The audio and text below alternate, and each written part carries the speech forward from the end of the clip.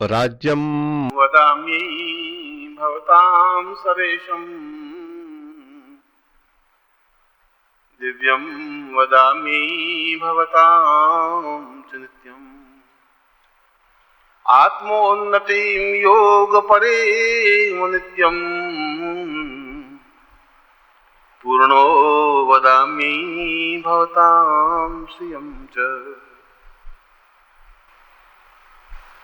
मैं आज का यह प्रवचन ब्रह्मर्षि वशिष्ठ के योग सूत्र में से यह श्लोक उद्धृत करता हुआ और उन्होंने इस ग्रंथ में, जो कि उनका यह ग्रंथ अपने आप में अप्रकाशित सा है, उन्होंने अपने जीवन में 11 ग्रंथ लिखे, जिसमें योग वासिष्ठ तो अपने आप में एक महत्वपूर्ण ग्रंथ बना। इसलिए महत्वपूर्ण ग्रंथ बना कि वही एक प्रकाशित है, मगर इसके अलावा भी उनके कुछ ग्रंथ जो योग सूत्र हैं, ब्रह्म विमुच्चय है, ऐसे कुछ श्लोक ग्रंथ ऐसे हैं जो अप्रकाशित से हैं। और अप्रकाशित इसलिए हैं कि वो विलुप्त हो गए हैं, नहीं होंगे तो प्रकाशित होंगे। और अंग्रेजों के 300 साल की उस आधिपत्य में हमने बहुत कीमती ग्रंथ या तो तिब्बत में चले गए या बर्बाद हो गए। उनमें यह योग सूत्र अपने आप में एक अद्वितीय ग्रंथ था, या यूं कहें कि है, मगर अभी तक विद्वानों की नजरों में और आम व्यक्तियों की नजरों में आ नहीं सका है। आज मैं इसी श्लोक के आधार पर एक श्रेष्ठतम सत्य को उद्घाटित करने के लिए आपके सामने हूं। वशिष्ठ अपने आप में संपूर्ण ऋषि थे। संपूर्ण का तात्पर्य है कि जिन्होंने जीवन के उन सारे आयामों को स्पर्श किया था जो उनके जीवन के महत्वपूर्ण थे। उन्होंने योग के माध्यम से जीवन की ऊंचाई को स्पर्श किया, पूर्णता को स्पर्श किया, और जिसे ब्रह्म पद कहा जाता है, ब्रह्मत्व कहा जाता है, उसको प्राप्त किया। उस समय के ऋषि समाज में उन्होंने ब्रह्म की, योग की, जीवन की और चिंतन की जो कुछ धाराएं, जो कुछ तथ्य स्पष्ट किए, वे अपने आप में आज भी मान्य हैं। और उसमें बड़ा ये संघर्ष था उन दिनों में कि वशिष्ठ अगर ब्रह्मर्षि हैं तो अन्य ऋषि ब्रह्मर्षि क्यों नहीं हो सकते। विश्वामित्र और वशिष्ठ एक ही समय में ऋषि हुए, और विश्वामित्र उस समय ऋषियों के एक श्रेष्ठ, या ऋषियों के सभापति, या ऋषियों में ज्येष्ठ वशिष्ठ थे। विश्वामित्र ने कई बार उनको निवेदन किया, कहा कि मैं भी ब्रह्मर्षि हूं, मैंने भी ब्रह्म का साक्षात्कार किया है। यदि आपने ब्रह्म का साक्षात्कार किया तो मैंने भी किया है, मैं भी ब्रह्मलोक में जाके आ गया हूं जैसे आप लोग जाते हैं। फिर मुझे ब्रह्मर्षि क्यों नहीं कहा जाता है इस समाज में, ऋषि समाज में।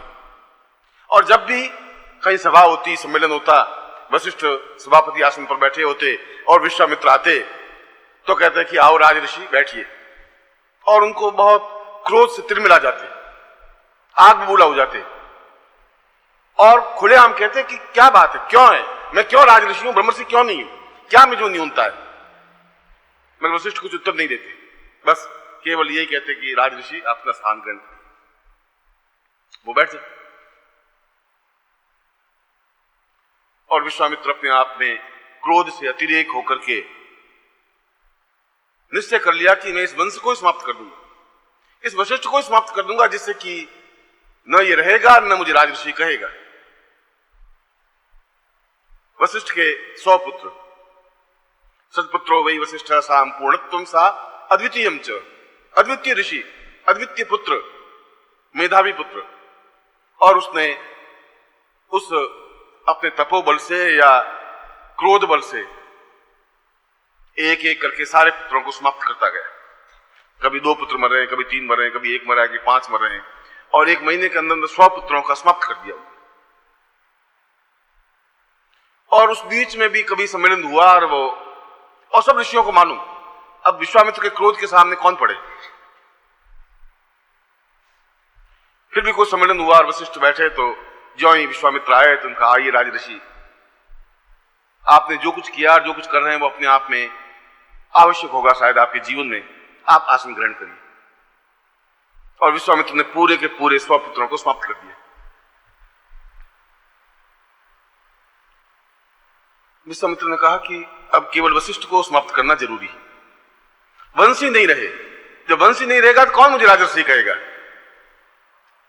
और हर समय एक क्षत्रिय वेश, क्षत्रिय तो थे विश्वामित्र, क्षत्रिय वेश में एकदम से धनुष बाण लिए हुए, राम को भी उन धनुष बाण की शिक्षा दी, और तलवार लिए हुए, और बिल्कुल एक वीर व्यक्ति की तरह पूरे जंगल में ऋषि समाज में विचरण करते रहते। उनके क्रोध के आगे कोई खड़ा नहीं होता। दुर्वासा और विश्वामित्र दो ही ऐसे ऋषि हुए हैं जो अपने आप में एक अत्यधिक क्रोध युक्त व्यक्तित्व बने, मगर अत्यधिक ऊंचाई पर पहुंचे। उस निश्चय कर लिया कि आज वशिष्ठ की हत्या कर देनी चाहिए, क्योंकि मेरे मंत्रों से मरेगा नहीं, उसका ब्रह्मर्षि पद है और ब्रह्मर्षि कवच है, किसी भांति मेरे मंत्रों से समाप्त नहीं हो सकता। मगर यदि समाप्ति करना है तो किसी तलवार से या किसी कटार से समाप्त कर दें। और क्रोध में आग बबूल। जिस दिन दोपहर कोई सम्मेलन हुआ और वशिष्ठ ने कहा कि 100 पुत्रों की समाप्ति के बाद भी आइए विश्वामित्र जी, आइए राजर्षि, अपना आसन ग्रहण करिए। उसने आंखों में अंगारे भर करके कहा, ठीक है, अब तुम कह दे, आज अंतिम दिन है तेरा, आज रात या तू है या मैं हूं। ऐसा जीवन मेरा, ऋषि समाज में मेरा अपमान, और इतना अपमान कि मुझे ब्रह्मर्षि नहीं कहे, जबकि मैंने ब्रह्म का चिंतन करके ब्रह्मर्षि पद प्राप्त किया है, ब्रह्म से साक्षात्कार किया है। शाम का समय था, रात्रि के 10 बजे होंगे, 11 बजे होंगे। वशिष्ठ और वशिष्ठ की पत्नी घर में दीपक लग रहा था और दोनों ही बैठे हुए थे। वशिष्ठ लेटे हुए थे, कात्यायनी पांव दबा रही थी, और कात्यायनी ने प्रश्न किया कि महाराज, एक आपसे प्रश्न करना है। उसने कहा कि बोल। उसने कहा कि इस समय समस्त ऋषि कुलों में जितने ऋषि हैं आर्यावर्त में, सर्वश्रेष्ठ कौन है? कात्यायनी, लोग मुझे कहते हैं पर मैं हूं नहीं, सर्वश्रेष्ठ तो केवल विश्वामित्र है, उनकी जैसी तपस्या अपने आप में किसी के पास है ही नहीं। उनका विश्वामित्र आपके 100 पुत्रों का वध करने वाला, उनका 100 पुत्रों के वध करने के लिए बहुत बड़ी तपस्या व्यय करनी पड़ती है।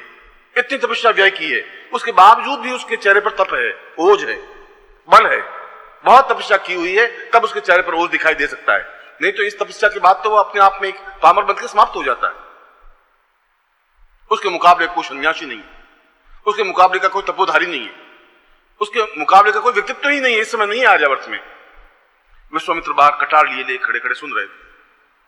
उसने कहा, मैंने इसके पुत्रों 100 पुत्रों का वध कर दिया, और वध करने के बाद भी ये केवल एकांत में जहां अपनी पत्नी से ही बात कर रहा है, वहां मुझे गालियां देनी चाहिए थी, गालियां नहीं दे रहा है। कह रहा कि अद्वितीय व्यक्तित्व है, इतना ऊंचा पद है, इतना तेजस्वी है, तपस्वी है, और आत्मग्लानि से वंचित एकदम भीग गए आंसुओं से। और उसने धनुष बाण नोच नाच करके फेंक के, कटार फेंक करके, और एकदम से कुटिया के अंदर घुसे और उनके पांवों को स्पर्श कर करते ही वशिष्ठ ने उनको बाहों में लिया। उनका, आओ ब्रह्मर्षि, बैठिए। उनका, है दुष्ट, अगर पहले ही कह देता ब्रह्मर्षि तो मैं तेरे 100 पुत्रों का वध ही क्यों करता? आज मुझे ब्रह्मर्षि कहा है। उसने कहा, आज मैं तुम्हारे शरीर पर कोई राजऋषि के चिन्ह नहीं देख रहा हूं, न धनुष बाण है, न कटार है, न तलवार है, कुछ नहीं है। आज बिल्कुल एक ब्राह्मण ब्रह्मत्व तुम दिख रहा है। और जब तेरे पास धनुष बाण हिंसक वृत्तियों की समान देखता तो मैं राजऋषि कहता। आज तो बिल्कुल तेरे पास कुछ नहीं है, केवल आंसुओं से भीगा हुआ तुम्हारा चेहरा है, और न कटार है, न धनुष बाण है। इसलिए ब्रह्मर्षि कहना मेरा धर्म है, मेरा कर्तव्य है, और इसलिए तुम सही अर्थों में ब्रह्मर्षि हो आज। और उसी समय विश्वामित्र ने उनके 100 पुत्रों को जीवित किया। ऐसा वशिष्ठ, इतना क्षमाशील व्यक्तित्व, क्रोध को पीने वाला व्यक्तित्व ही अपने आप में अद्वितीय हो सकता है। और उन्होंने अपने ग्रंथ में, योग वशिष्ठ में, उन सूत्रों की व्याख्या की है जिन सूत्रों के माध्यम से एक आत्मा पूर्णतः परमात्मा में विलीन हो सकती है। एक कण अपने आप में पूर्ण ब्रह्मांड का एक भाग बन सकता है, एक बूंद अपने आप में पूर्ण समुद्र बन सकती है। इस बूंद और समुद्र के आपसी संबंध को, एक लघु से गुरुत्तम शब्द के संबोधन को योग कहा जाता है। योग का मतलब दो चीजों के मिलन को योग कहते हैं। एक योग नहीं बन सकता है। जहां दो चीजें मिलती हैं वहीं अपने आप में योग है। और उस योग सूत्र में वशिष्ठ ने जो कुछ सत्य उद्घटित किया है, जो कुछ बताया है, वह अपने आप में अद्वितीय है। अद्वितीय इस दृष्टि से कि आज भी योग की वे क्रियाएं इस संसार में तो नहीं है, इसलिए कि वो ग्रंथ नहीं है, इसलिए कि वो ज्ञान नहीं है, इसलिए कि वो चेतना नहीं है।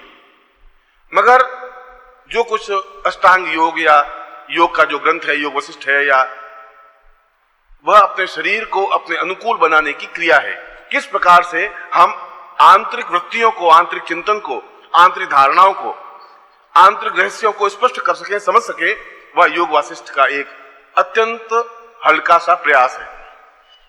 हल्का सा प्रयास इसलिए कि वो संपूर्ण ज्ञान का एक छोटा सा भाग है। यद्यपि वशिष्ठ के बाद भी ऋषियों ने इस ज्ञान को बहुत ऊंचाई पर पहुंचाया, यद्यपि उस समय के ऋषि कुल में या ऋषि समाज में वशिष्ठ अत्यधिक मान्यता प्राप्त नहीं थे। अपने आप में अद्वितीय तो थे ही, मगर ज्योतिष के क्षेत्र में वे अत्यधिक कमजोर थे, क्षीण थे।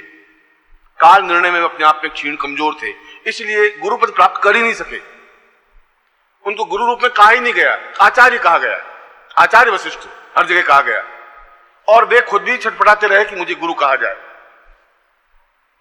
क्योंकि उन्हें काल के निर्णय का ज्ञान नहीं था। और काल के निर्णय का ज्ञान नहीं था, तभी एक तरफ राम का राज्याभिषेक हो रहा है, वशिष्ठ खुद कुलगुरु हैं, राज्याभिषेक की तैयारी हो रही है, वे खुद तैयार हो गए, मुझे तिलक करना है, और काल उनको लेकर के वनवास भेज देता है। वशिष्ठ को पता ही नहीं पड़ा कि राज्याभिषेक करना है कि ये जंगल में जाएंगे। कैसा क्षण, कैसे वशिष्ठ पकड़ नहीं पाए उस क्षण को, क्यों नहीं समझ पाए? और उन्होंने कहा कि हानि लाभ जीवन मरण ये सफेद प्रभु हाथ, मेरे हाथ में कुछ है ही नहीं, और तुम्हारे हाथ में कुछ है ही नहीं, फिर तुम गुरु हो ही नहीं। ऋषियों ने यही कहा, धिक्कारा उनको, बहुत भर्त्सना की उनकी कि तुम जीवन में अधूरे हो, तुम गुरु नहीं बन सकते। राज्यम वदामि भवतां सरेशम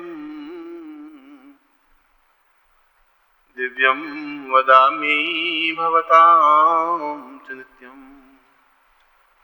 आत्मोन्नतिं योग परेम नित्यम पूर्णो वदामि भवतां श्रियं च। This verse has been quoted in Yoga Sutra, a text written by Brahmarishi Vasishtha, which till date remains unpublished. Sage Vasishtha wrote 11 books in his life, and among these, the Yoga Vasishtha has been considered to be the most invaluable. The reason for this is that only this text has been published, while the rest, having been lost in the oblivions of time, remained unpublished. It is really very unfortunate that during the 300 years of the British rule in India, most of our precious texts were either destroyed or were taken away to Tibet. Among these texts, Yoga Sutra is unique, but no scholar has till date come across it. On the basis of the above verse taken from this very text, I am going to reveal to you a fact which in itself is very significant. Vasishtha was a great and complete rishi. Complete here denotes that he had deeply gone into all the aspects which are important for the all-round success in life. Through the medium of yoga, he raised his life to great spiritual, transcendental heights by attaining the state of Brahma. His views on the significance of Brahma and yoga in ascetic life are accepted with reverence even to this day. In those times, there used to be a great conflict of thoughts as to why Vasishtha was called Brahmarishi and why other ascetics could not be Brahmarishis. Vishwamitra too was a contemporary of Vasishtha, as Vasishtha was considered to be the most honored and scholarly sage of those times, on several occasions Vishwamitra had said to him, I too am a Brahma Rishi. If you have realized the Brahma, I too have achieved its realization. Just like you, I too have been to Brahmaloka. Then why doesn't the ascetic community accept me too as a Brahma Rishi? Whenever meeting or a gathering of sages took place, Vasishtha would preside, and welcoming Vishwamitra, he would say, Come Rajarishri, be seated. Hearing these words, Vishwamitra would seethe with anger and say, Am I a mere Rajarshi? Why am I not a Brahma Rishi? What is so inferior in me? But instead of answering to his anxious queries, Vasishtha would say, Rajarshi, please take your seat. And thus Vishwamitra would have no alternative but to sit down. One day, Vishwamitra, in a fit of fury, decided to wipe out the lineage of Vasishtha. I shall obliterate all signs of Vasishtha's progeny from this world, he thought. This shall surely teach him a lesson, and he shall learn to address me as a Brahma Rishi. Shataputrom Vayo Vasishtha Sam Purnatva Sahadvitiyam Cha. Vasishtha had 100 sons. All were unique and intelligent. Through the powers of his tapa, Vishwamitra killed all of them one by one within a period of 1 month. When the next meeting took place, all the sages present knew about this heinous deed, but no one had the courage to incur the wrath of Vishwamitra. Hence everyone remained quiet. Even Vasishtha knew everything, but when Vishwamitra arrived, he welcomed him as usual, saying, Come Rajarshi, maybe whatever you did was essential in your life. Please take a seat. On hearing himself still being addressed as a Rajarshi, Vishwamitra said to himself, It seems that I shall have to do away with Vasishtha too. When he shall not be here, then who shall dare to call me a Rajarshi? Vishwamitra always used to dress up as a warrior, carrying bow, arrows and a sword. Fearlessly he used to wander about in the forests, and in the ascetic society, no one dared to face his wrath. In fact, there have been only 2 rishis, Vishwamitra and Durvasa, who were very short-tempered and still reached the great spiritual heights. In the meeting, Vasishtha, even after the loss of his 100 sons, had said, Come Vishwamitra, come Rajarshi, take your seat. Vishwamitra's eyes blazed with the fire of his anger, and he decided, Today I shall kill Vasishtha. My mantras will have no effect on him, as he has reached the Brahmapad and is protected by the divine armor of Brahma. Hence I shall have to kill him with some weapon. To Vasishtha he said, Speak whatever you want to, for today is the last day of your life. Tonight either you or I shall remain on this earth. The night had set in, and it was around 10 or 11 o'clock. Vasishtha was lying peacefully in his ashram, and his wife Katyayani was gently massaging his feet. At that moment, Katyayani asked Vasishtha, Among all the ascetics and sages today, who is the most accomplished? Vasishtha said, Katyayani, people call me the greatest sage, when in fact Vishwamitra is the best of all. No one is more accomplished in tapasya than him. Katyayani was astounded. Vishwamitra, the one who killed our 100 sons? Vasishtha looked at his surprised wife and said, For killing 100 persons, one has to spend a lot of powers of one's sadhana and penance. Vishwamitra has spent so much powers, and still there is a radiance, there is an aura around his face. Otherwise, after carrying out such a heinous act, he would have ended up as a sinful wretch. There is no sannyasi of his stature. No one is more accomplished than him in the entire Aryan race. At that very moment, Vishwamitra was standing outside the ashram and listening to the talk going on inside. He said to himself, I have killed his 100 sons, and still he should be abusing me, but no. He is saying that Vishwamitra is a unique personality. With remorse and shame, his eyes were filled with tears, and at once he threw his weapons aside. He entered the hut and caught hold of the feet of Vasishtha. Seeing him, Vasishtha said, "Come, Brahmarishi, sit down." Hearing these words, Vishwamitra said, "If you had addressed me as a Brahmarishi earlier, why would I have killed your 100 sons?" With a complacent smile on his face, Vasishtha said, "Today I see no signs of a Rajarshi on your body. No bow, arrows, no sword, nothing. You look a real Brahmin. When I used to see you carrying weapons, I called you Rajarshi. Today you are empty-handed, with tears of humbleness flowing from your eyes. Hence I call you a Brahmarishi. You are now a Brahmarishi." Vishwamitra was moved by Vasishtha's kindness, and he brought back to life all his sons that very moment. Thus, through his forgiving nature and his ability to control his anger, Vasishtha became such a unique sage. In a text written by him, he has elucidated those rules following which one can merge one's soul with the divine conscience.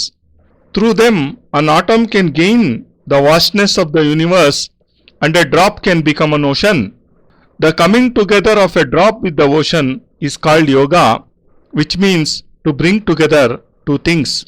The facts revealed by Vasishtha in Yoga Sutra are unique. Some practices of yoga are still prevalent in this world, one of them being Ashtanga Yoga, which is a set of yogic exercises through which one can keep the body and the mind perfectly healthy. It is explained in this text how we can unravel the subtle mysteries present in the human body and soul.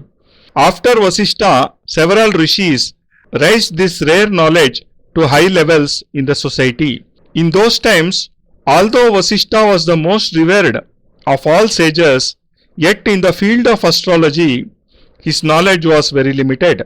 As he could not determine an auspicious moment, he could not in real terms become a guru. Once, when Vasishtha was the family guru of Lord Rama, the preparations for the coronation of Lord Rama were going on in full swing. Vasishtha too had made all arrangements for the Rajtilak, but time turned its tide and Rama was exiled for 14 years and had to take resort in a forest. Vasishtha never knew beforehand what was in store for the Lord in the future. What was the reason for this? Why could he not forecast the coming turn of events?